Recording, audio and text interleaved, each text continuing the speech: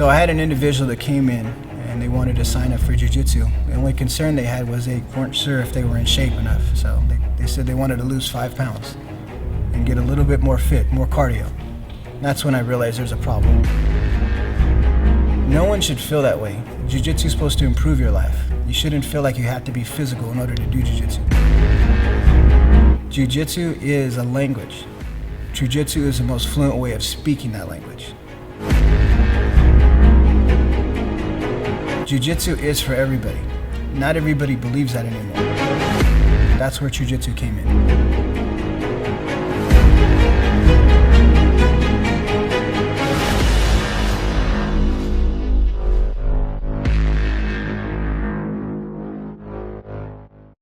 Welcome back, guys. This is part 2 of an interview with Caixinho. If you missed part 1, please go back and watch that one first. Now we're going to continue on with the interview and technique by Caixinho. We talk about how he developed his berimbolo killer techniques, his rivalry with the Meow brothers, whether he likes fighting bigger or smaller opponents, and his losses to Mario Reis. Also, he shows a really nice pass from the X guard. Here we go, part 2 with Caixinho. You had a lot of matches against the Meow brothers. Would you consider them your rivals, your biggest rivals? Oh, no. I think is in jiu-jitsu, you don't have like a rivals, you know. You always fight the same people, the same. I fought Meow brothers 5 times, but I also fought Mario Reis 5 times. I also fought Cobrinha two times, and you always fight each other. So I still have the same. I don't see it that way.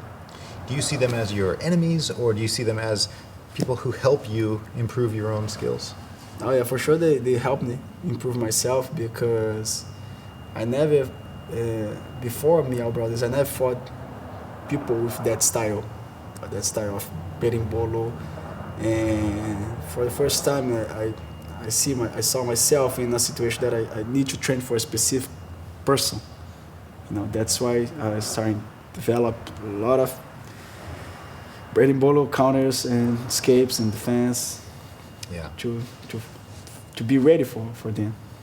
So we just finished filming your berimbolo killer instructional, and I can see that a lot of your techniques came from your experience dealing with not only Meow brothers, but other guys in the featherweight division and usually smaller guys like that utilize the berimbolo. So I have to think that if you weren't such an active competitor, you probably wouldn't have as good of skills in that department. Oh yeah, for sure. And like I said you before, some of the techniques I learned it watching me fight against Meow brothers, and I just figured out that I used that technique after watching. That sounds funny to say that, but you learn from watching yourself. Yeah, that's funny. And that just on that note, would you recommend people to film themselves? And do you think you can learn from watching yourself? Oh yeah, for sure, because I still learning watching, but also I learn watching people when I'm in the competition. I watch white belts, blue belts, and sometimes I learn from them. And since I can learn from them, they can learn too, you know. And sometimes you do by instinct some moves or some techniques, and you do not see that, you know, when you spar, when you train, you just do it, you know. Yeah. So a lot of the techniques that you did on the berimbolo killer were things that you developed fighting small guys your own size or even smaller. Which would you prefer to fight? A very small, flexible guy that likes berimbolos, or a big, strong, heavy guy? I'm already used to fight smaller guys. You know, that's why I would choose the smaller guys. But I'll be honest, I feel comfortable with big guys too, on the bottom. I feel very, very comfortable in. Sometimes I feel like my techniques connect better with the big guys. Of course, I have to use more strength, more power, more energy, but I feel like my game is better to fight against big guys. So another instructional that we filmed was on the 50-50 guard. Why did you want to focus on that position? It's a very common position now. Everybody is doing since white belts to black belts. Everybody's working on that, and even if you don't like that position, sooner or later you're gonna end up on that, and you're gonna have to figure out how to get out or how to do something, how to sweep, how to submit, how to pass the 50-50 guard. So that's why I think it's really important to keep learning and studying the position. Would you say you're a fan of the 50-50? Oh yeah, for sure. So the other instructional we filmed was on the lapel guard and many different variations of the lapel guard. Would you say that that's one of the biggest innovations in the past few years in Jiu-Jitsu? I think so. Yeah, it's one of the most, in my opinion, is the modern position of Jiu-Jitsu, and there's a lot of way to work. People still figure out new styles of the lapel, new positions, and I think there's way more coming. You know. Any hints you can give us on what you think the future might hold for Jiu-Jitsu in terms of new positions? I think Jiu-Jitsu never gonna stop. You know, people back in the days thought it was just the close guard and armbar from there, and then Roberto Correa, Gordo came with half guard, and then people came with 50-50, leg drag, lapel guard. Now you just have to wait for the next. Who knows? There are some people who might be watching this that might think, you know what, I'm not going to learn all that stuff. Old school is the best school, and I don't need that new stuff. How would you respond to that? I think, like my old instructor, my first instructor under Terencio used to say, he used to be a top guy, and he made me a very good guard player. So even if you don't like the position, you don't know how to do, at least you need to know how to teach that position and how to make your students learn that. That's how you're gonna help your students, your academy, to improve, getting better in all aspects.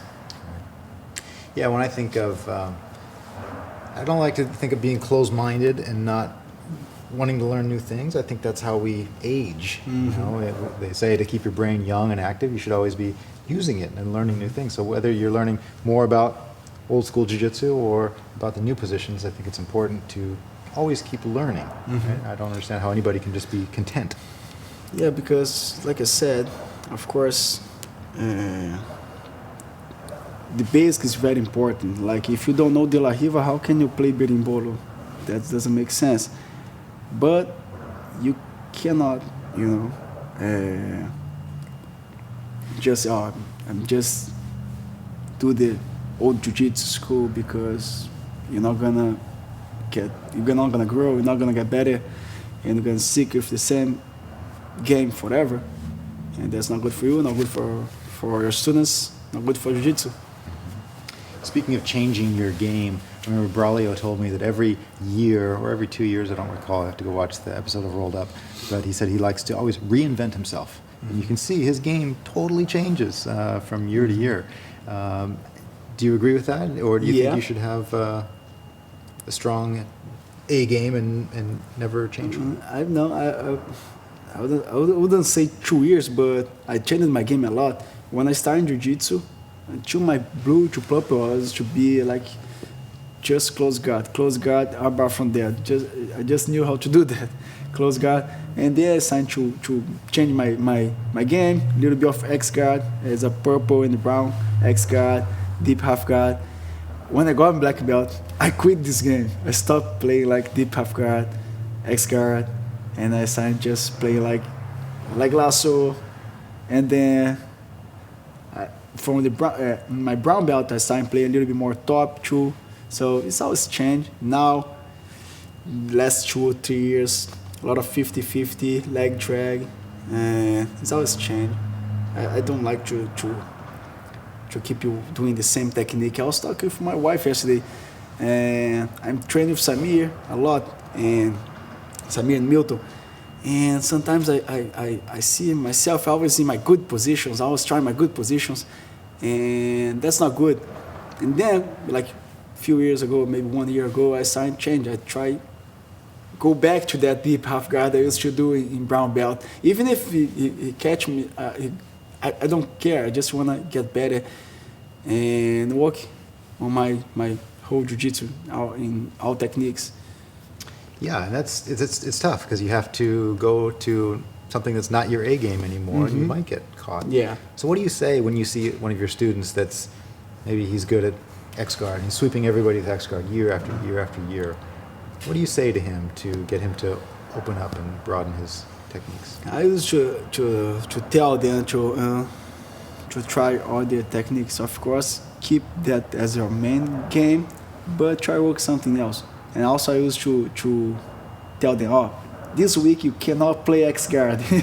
Since you're very good in that position, you cannot play. I used to say to my daughter too, she plays a lot of guard, she never try any takedown, and I used to tell her, oh, you can't pull guard today. You have to fight standing and try to take it down or play on top.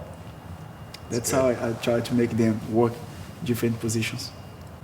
For an instructor, I think it's vitally important for them to be well aware of all techniques, at least something about every position.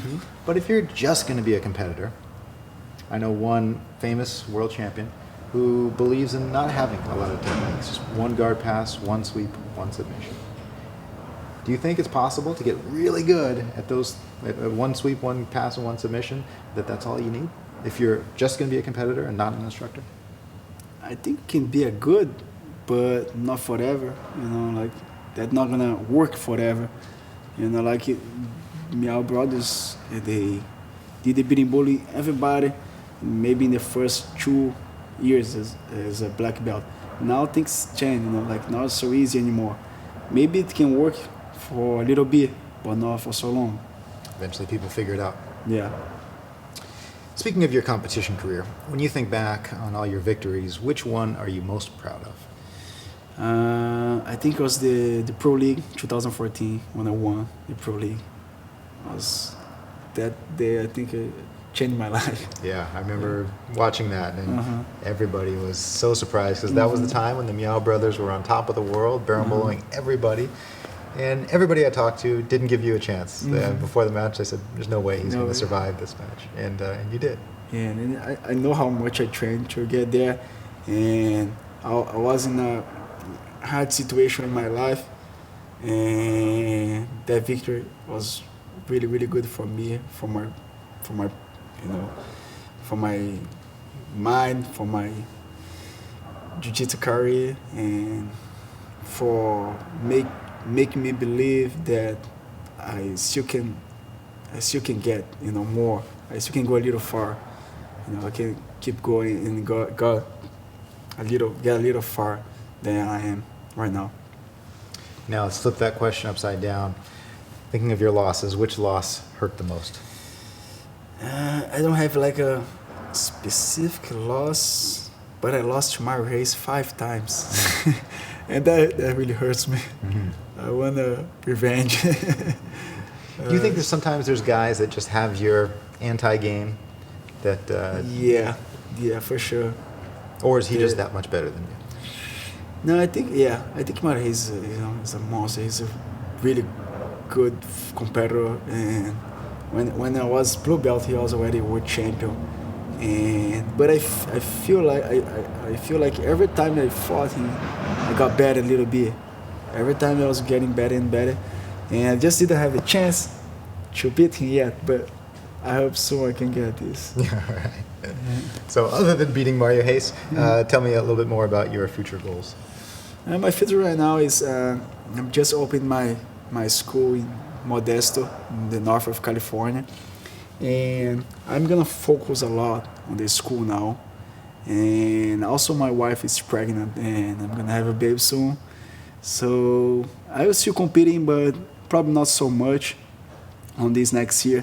I will focus a little bit more on my family and my school. And I will still, probably guys gonna see me in the big tournaments, but not all of them.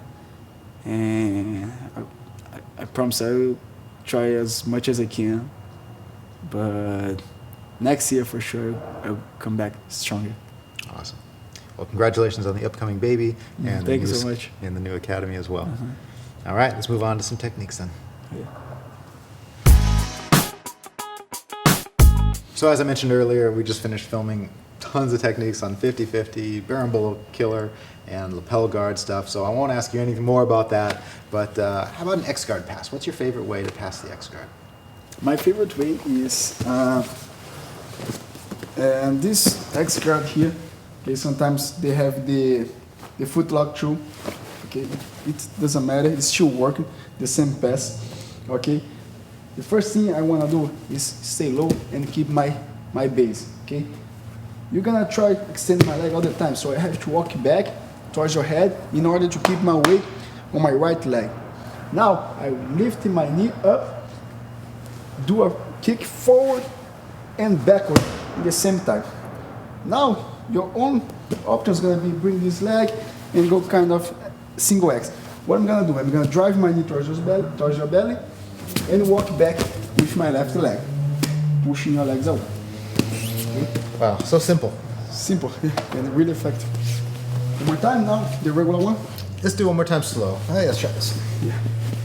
Really slow. And here, try always walk towards your head, put my weight on my right leg, lift, kick, and kick back, drive my knee to the belly, and walk back. All right, let's see real speed.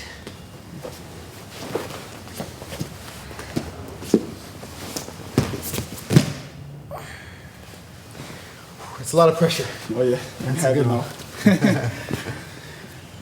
Actually, thank you so much for sharing with us. Thanks so much, Jake. And if the people out there want to follow you, where can they find you online? And my website is BJJModest.com.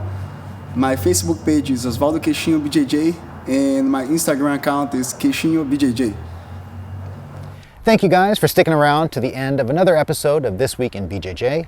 If you've enjoyed the show, please take a moment to like, comment, and subscribe to our YouTube channel.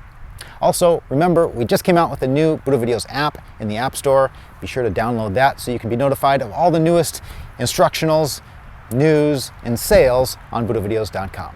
We'll see you guys next time on This Week in BJJ.